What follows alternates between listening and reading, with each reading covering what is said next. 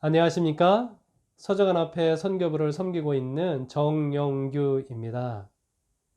이번에 열리는 제2회 JDTS 제자훈련 컨퍼런스에 여러분 모두를 초청하고 또 진심으로 환영합니다. 코로나 시기를 겪으면서 우리 많은 교회들이 어려움을 겪고 있습니다. 기존의 사역을 할 수 없는 거죠. 특별히 예배에 대한 어려움이 크고요. 그 다음에 또 하나는 선교에 대한 어려움입니다. 우리가 지금까지 프로그램 중심의 사역을 해왔죠.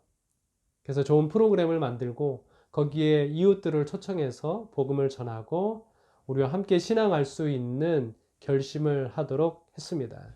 그런데 우리가 코로나 시기를 겪으면서 그렇게 할 수 없는 상황이 되어버렸습니다. 그러다 보니까 예배, 선교 이 두 가지가 잘 이루어지지 않으니 많은 교회들이 성장하기보다는 쇠퇴하는 그런 상황에 빠져 있습니다.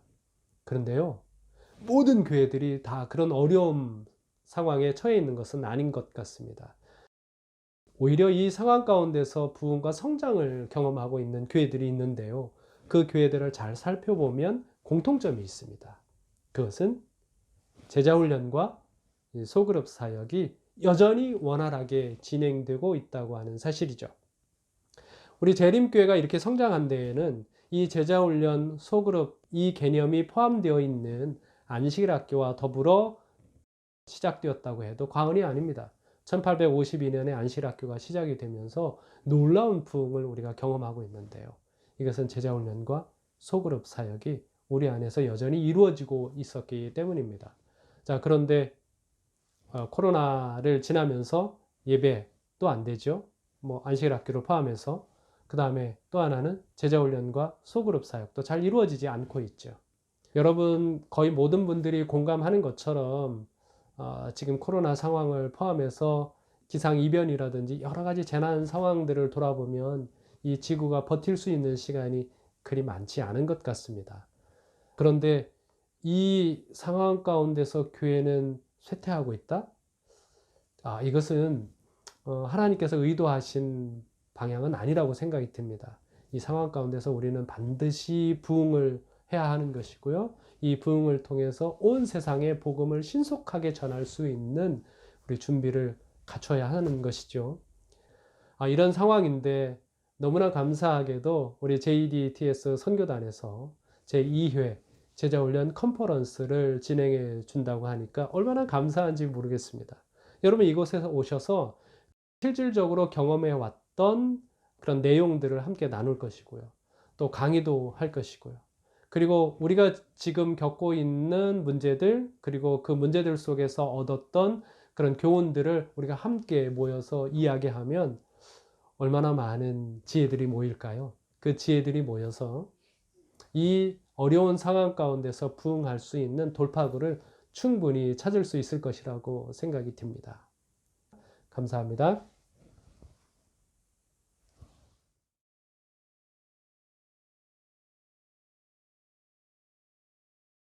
안녕하세요. 제2회 JDTS 제자훈련 컨퍼런스에 참여하신 여러분을 진심으로 환영합니다. 이번 컨퍼런스는 한 달 동안 진행됩니다. 그리고 10월 31일에는 5개의 부스를 통하여 제자훈련이 무엇인지 경험하고자 합니다. 오늘은 JDTS 제자훈련 A부터 Z까지라는 제목으로 함께 말씀을 나누고자 합니다. 두 가지를 소개하고자 하는데요. 첫 번째는 제자훈련에 시작한 계기, JDTS 제자훈련은 어떻게 시작하게 됐고 그 과정과 그 성장은 어떻게 됐는지를 설명드리고, 마지막으로 지금 교회를 개척하고 있는 과정 가운데 있는데 어떻게 교회 개척까지 일어났는지를 소개하고자 합니다. 제가 한 책을 읽었는데 여기에 변기에 돈이 빠졌을 때 사람이 하는 행동에 대한 얘기가 있었습니다. 여러분 10원짜리가 화장실에 변기에 빠지면 어떻게 반응할까요? 수수방관합니다. 10원짜리가 크지 않죠. 500원짜리가 빠지면 어떻게 합니까? 그냥 자포자기하는 마음이죠. 굳이 그걸 주려고 하지 않겠죠. 여러분 1000원짜리가 빠지면 어떻게 할까요? 조금 더 비싸니까 마음이 약간 우왕좌왕합니다. 5,000원짜리가 빠지면 여러분 어떻게 반응할 것 같습니까? 안절부절한데요. 그렇다면 여러분 10,000원짜리가 빠지면 어떻게 할 것 같아요? 주어야 돼요, 말아야 돼요? 이판사판이래요. 그리고 5만원짜리가 빠지게 되면 입술을 준비하고 10만원짜리가 빠지면 사생결단을 한답니다. 제가 이 글을 읽으면서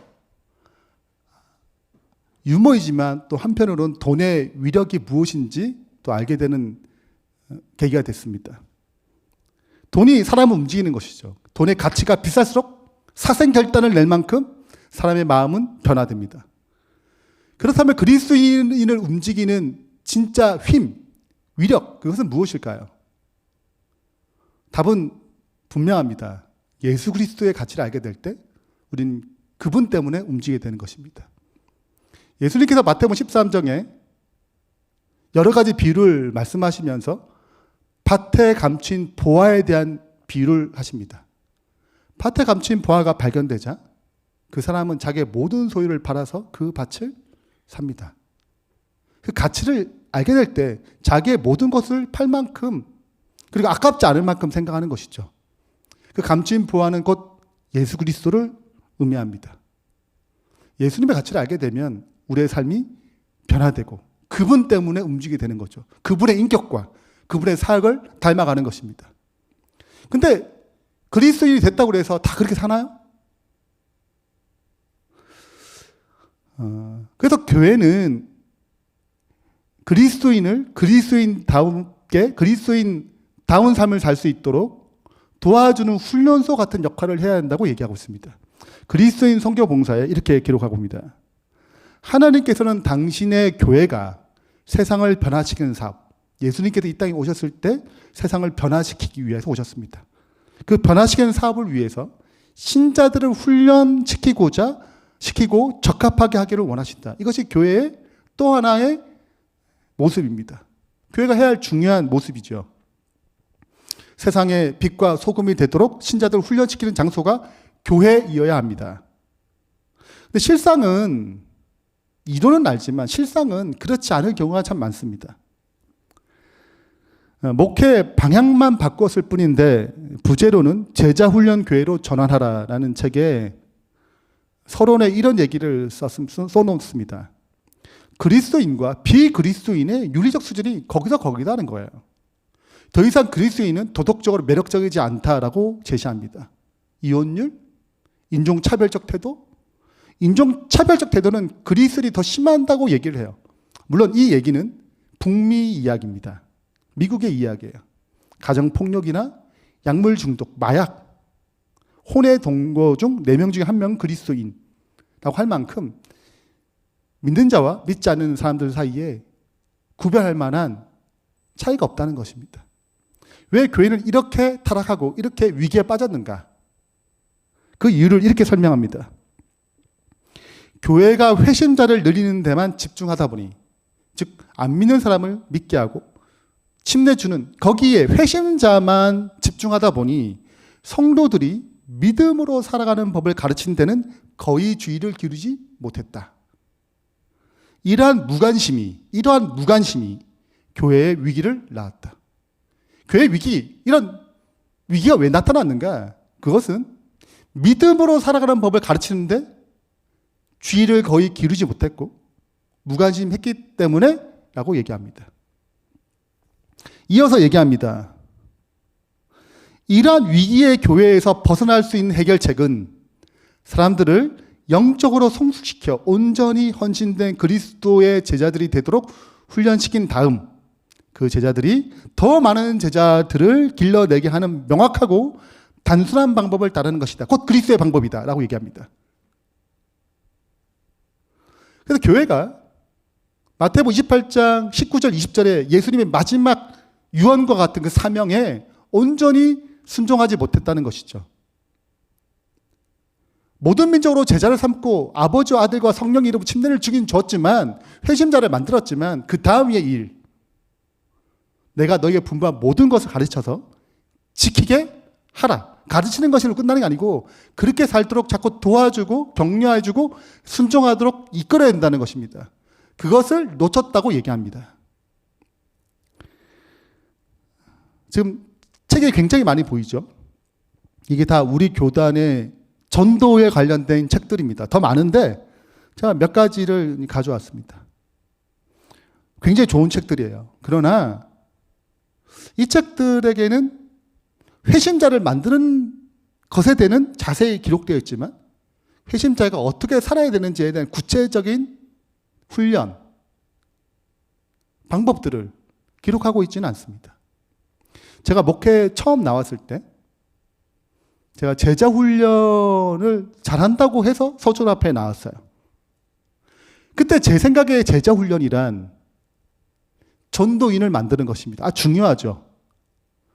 근데 그 전도인을 만드는 방법은 다 이런 것들을 잘 가르치는 것입니다. 변증을 잘하는 거예요. 일요일이 틀렸어. 안식일이 더 성서적이야. 영혼이, 사람이 죽으면 영혼이 천국 가고 지옥 가고 바로 그렇지 않고 천국과 지옥이 있지만 그 때가 있어. 그 재림하실 때 그 모든 결과를 이루어질 거야. 뭐 이런 여러 가지 이야기들. 그래서 변증, 우리 교회가 존재하는 여러 가지 차이점을 설명하는 그런 변증적인 전도 방법이 훨씬 더 많았다는 것입니다. 저는 그게 곧 제자 훈련인 줄 알았어요. 그렇게 목회를 시작했는데 제가 담임 목회자로 사역을 하다 보니까 회신자를 만드는 것도 중요하지만 그 사람들을 올바른 신앙인으로 성장시키는 데 더 중요함을 깨닫겠습니다. 건강한 그리스도인이 건강한 복음을 가지고 복음을 증가하는 마음이 생기거든요. 그래서 전도자도 중요하지만 그 전도자가 아버지, 어머니처럼 자식을 양육할 수 있는 그런 자격까지, 그런 능력까지 갖춰야 되는데 저에게는 그런 것이 너무 부족한 것입니다. 어떻게 말씀을 보고, 어떻게 기도하고, 어떻게 하나님의 음성을 듣고, 어떻게 복음으로 살고, 그런 방법을 잘 모르는 거예요. 그러면서 그때부터 배우기 시작했습니다.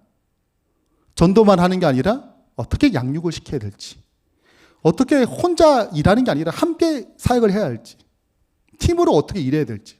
예수님은 팀으로 사역을 하셨거든요. 쟤들 둘, 셋씩 보냈습니다. 실은 같이 일해야, 같이 공동체 안에 있어야 철을 날카롭게 하듯이 실은 서로의 갈등도 일어나고 문제점도 일어나면서 관계를 성숙하게 만드는 법을 배우거든요. 절대 혼자서 제자 훈련을 해서는 성장이 일어나지 않습니다. 사역 가운데 같이 부딪히면서 관계를 아름답게 만들어가는 과정 가운데서 성숙하게 됩니다. 근데 제가 이런 것들을 알았다 하더라도 실은 교회에 접목시키기는 시도와 고민을 많이 했지만 너무 어려웠어요. 이게 쉬운 게 아니더라고요. 책 몇 권 읽어서, 책 여러 권 읽었다고 해서 되는 것도 아니고, 또 실제적으로 이렇게 사역하는 많은 주변의 목사님들을 잘 보지 못했습니다. 나름대로 제자 훈련을 하면서 제자 훈련을 하긴 해야 되는데 한계를 좀 느끼고 있는 그때에 제가 2012년 큰 수술을 받게 됩니다. 심장 수술과 뇌 수술을 받게 돼요. 그때 살아갈 수 있는 확률은 한 30%, 죽을 확률은 70%. 이 위기에서 하나님께서 저를 또 살려주셨습니다. 기적 같은 은혜로 제가 다시 한번 생명을 얻게 됐습니다. 1년을 휴직했는데요. 이 휴직하는 기간 동안에 함께 성경 공부할 세 가정을 만나게 됐습니다. 2012년 9월 그때쯤 김인수 장로님네 가정과 김영희 장로님네 가정, 최종현 집사님네 가정을 이렇게 만나게 되고 성경 공부를 하게 됐어요. 이 모임이 조금 더 커져가지고 선교단을 서준 앞에 노뎀 선교단이라는 이름으로 3040 선교단을 또 발대식도 하게 되는 계기가 생겼습니다. 이때부터 제자 훈련에 대한 여러 가지 방법들을 좀 체계화시켜서 2015년 10월 28일 제자 훈련을 처음으로 제대로 좀 해보자. 제자가 제자를 낳는. 전도뿐만 아니라 양육까지 같이 소그룹으로 같이 살아갈 수 있는 좀 제대로 된 제자 훈련을 한번 해보자 라는 마음으로 그동안에 한 10년 동안 경험했던 제자 훈련의 과정들을 재정리하면서 이 김영희, 김인수 장로님 이 두 분을 함께 제자 훈련을 시작하게 됩니다.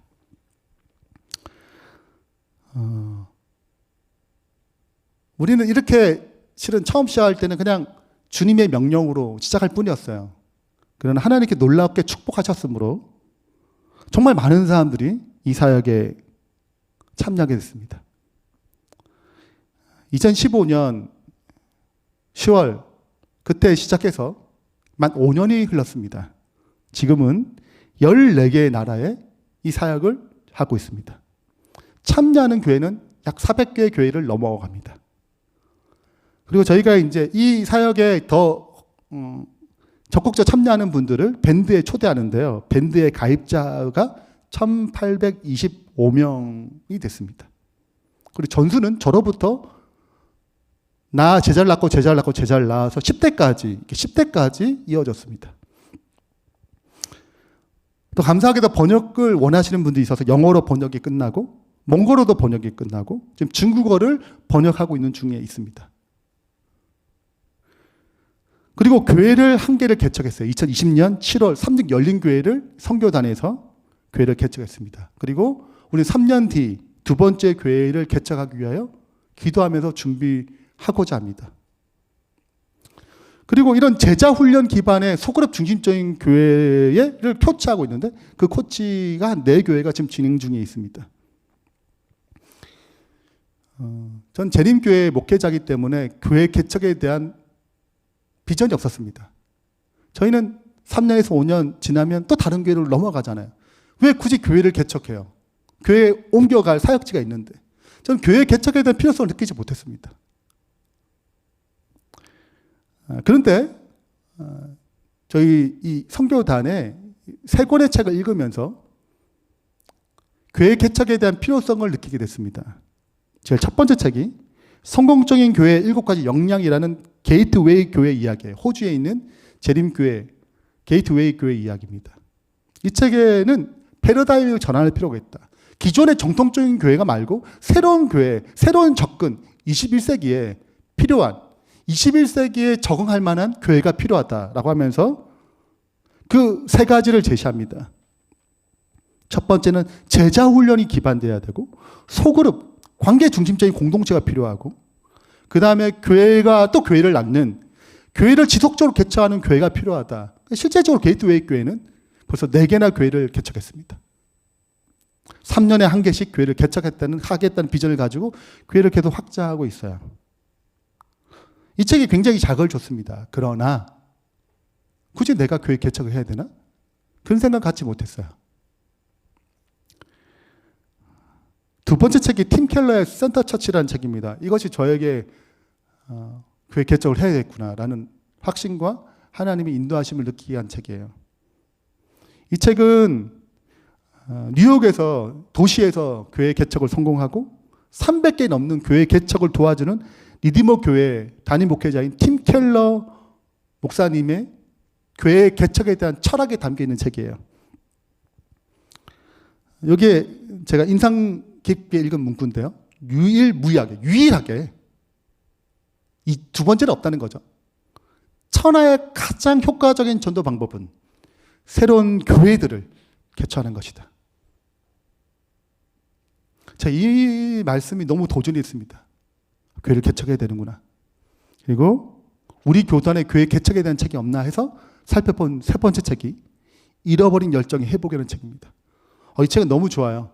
우리 교단에서 썼고 우리 교단의 시작 자체가 교회 개척을 진행하면서 교회가 성장하고 확장되어 갔다고 설명합니다. 뭘 잃어버렸어요? 교회 개척에 대한 열정을 잃어버렸다는 것입니다. 북미주의는 다시 교회 개척에 대한 열정을 불러일으키기 위해서 매년 교회 개척에 대한 컨퍼런스를 연다고 기록이 되어 있더라고요.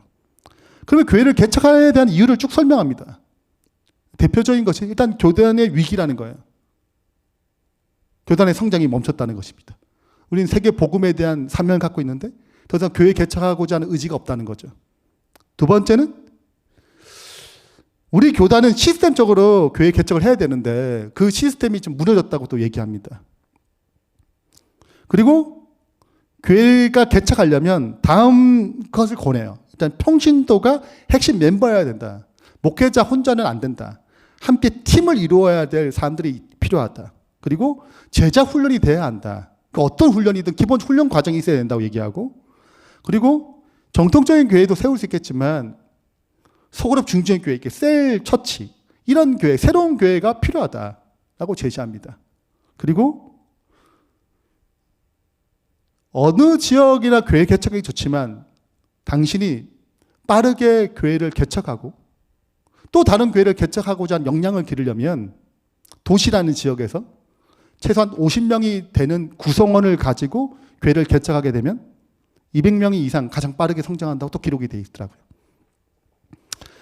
여튼 이런 내용을 통해서 교회 개척을 해야겠구나는 확신이 들었습니다. 그리고 교회가 설립될 때, 처음 설립할 때부터 다른 사람에게 진리를 전파해야 돼요. 또 새로운 교회를 일으킬 사람들이 바로 그들 가운데서 또 택해져야 되는 것입니다. 새로운 교회에 대한, 새로운 교회 개척에 대한 그런 부흥이 계속 이어져야 된다는 거죠. 새로운 사람을 통해서 이걸 알려줘야 된다는 것입니다. 근데 저도 목회를 했지만 교회를 개척해야 된다는 것을 가르쳐 본 적이 없어요. 그러니까 내 교회 하나 좀 더 많은 성도가, 더 많은 교인들이 오길 바라는 것 뿐이지, 우리 크면 교회 개척해야겠다, 이런 비전을 심어본 적이 없습니다. 제가 이런 책들을 읽으면서 제가 새로운 비전을 갖게 됐어요. 교회가 건강해지면 또 다른 교회를 개척하는 것이 초대교회 모습이었고 우리가 회복해야 할 모습이고 재림교회 시작이 그렇게 시작했구나, 그걸 깨닫게 됐어요. 2018년 8월 선교단 비전 캠프에서 제2의 도약이 필요하다는 총주제로 교회 개척에 대한 필요성을 얘기를 나눕니다. 그리고 그냥 교회 개척이 아니고 제자 훈련에 기반된, 즉 우리가 지금 만든 이 교재를 기초로 그러한 교회를 만들어 보자라고 헌신하게 됩니다. 그리고 2019년 교회 개척팀을 결성하고 훈련시키면서 게이트웨이 교회를 롤 모델로 제자 훈련에 기반된 소그룹 중진적 교회를 개척하자고 결심하게 되죠. 2019년 10월에 이제 서중합회 합회장님과 연합해서 다산 지역의 교회를 개척하기로 협의합니다. 2020년 1월 드디어 그 개척팀과 함께 교회 개척을 위한 헌신 기도를 해요. 계획은 2020년에는 금요일 예배, 그 개척팀을 모으기 위한 금요일 예배만 드리고 2021년에는 다산의 안식 예배 그때 드리자라고 계획을 했어요. 그리고 우리가 이 계획 가운데 중요한 것이 뭐냐면 다산에 신도시가 이미 있는데 거기에 교회를 개척하는 것은 돈도 많이 들고 여러 가지 어려우니 가마력 센터를 중심으로 진행하자. 그럼 조그만 공간에서 지역사회와 연관되어서 센터를 하나 작게 마련해가지고 진행하자. 이런 꿈을 가졌습니다. 이게 다산 신도시인데요. 우리가 여기서 식사할 때만 여기서 식사하고 회의가 있으면 여기서 회의를 했어요. 근데 이 다산 지역이 이제 별내라는 지역보다 2배 내지 3배 비쌉니다. 강남에서 더 가까워서 그런지. 그러면서 이제 비용 문제, 다산 신도시의 선교를 위한 가마락 센터의 비용 문제가 커졌습니다. 또한 문제는 가마락 센터는 얘기를 많이 들었지만 실제적으로 어떻게 지역사회와 연결되어서 진행해야 되는지를 경험이 없었어요. 세 번째는 합회와 협의 끝에 우리가 경험이 없으니 때마침 별내에 그 선교단 단장인 김인수 장로님께서 그 건물 1층이 비워지면서 1층이란 공간을 사용할 수 있다고 얘기하는 거예요. 장소는 별내입니다. 그래서 지금 이게 저렴한 가격에 좀 부담 없이 진행할 수 있으니 여기서 실험적으로 기도하며 이걸 해보고 이 경험과 노하를 가지고 다산이나 신도시의 가마락 센터로 교회를 개척하면 어떻냐. 그 합회장님과 얘기가 되면서 그러면 이 가마락센터 별내에 생기면 구도자를 어떻게 해야 되는가? 그 협의 끝에 2020년 6월 17일 서준합회와 삼육대학교 협력하여 삼육대학 안에 지교회를 세우기로 결의를 봅니다. 그리고 가마락센터는 이제 별내에 두고 교회는 삼육대학 안에 두고 삼육대학생과 3040을 선교 대상으로 한 삼육열린교회가 탄생하게 되었습니다. 2020년 7월 17일 안식일 조직 예배 드렸고 이때가 한 40명 정도 성도들로 구성됐어요. 이 성도에는 훈련받은 분도 계시지만 이른 양에서 참여하신 분, 또 교회 개척을 위해서 참여하신 분들 해서 한 40여 명 정도가 아이들까지 다 합쳐서 40명 정도가 개척 예배를 조직 예배를 드렸습니다. 그로부터 한 1년 남짓 지나면서 한 개의 목장, 한 개의 소그룹 9명에서 시작된 이 교회가 이 목장이 이제 2개의 마을, 7개의 목장 약 130명으로 성장해 있어요. 구도자들은 한 50% 정도의 구도자가 있습니다. 이렇게 된 것은 하나님의 역사죠. 우리의 인간의 힘과 인간의 방법으로 될 수 있는 것이 아닙니다. 이건 코로나죠, 코로나. 코로나 때 이게 어떻게 가능하겠어요? 좀 하나님의 특별한 섭리가 있었습니다.